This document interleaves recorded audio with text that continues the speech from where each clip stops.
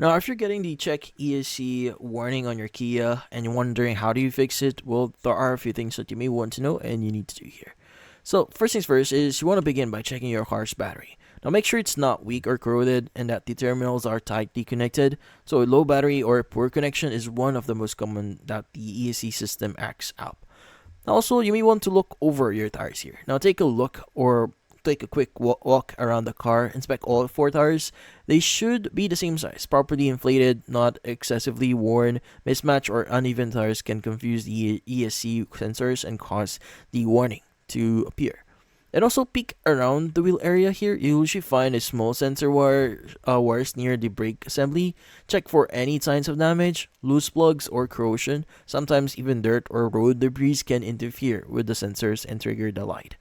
And also try resetting the system if you can. Now, if everything looks fine here, try resetting this ESC system.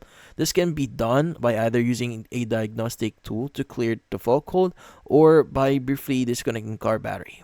Once reconnected, take a short drive to see if the warning disappears.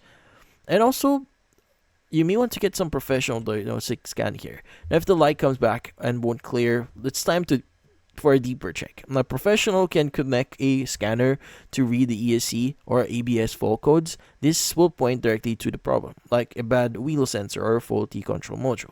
Now, also, if you can't address the issue right away, drive carefully and avoid harsh turns or slippery roads. Now, the ESC helps stabilize your car during skids, and until it's repaired, you'll want to rely more on smooth, steady driving.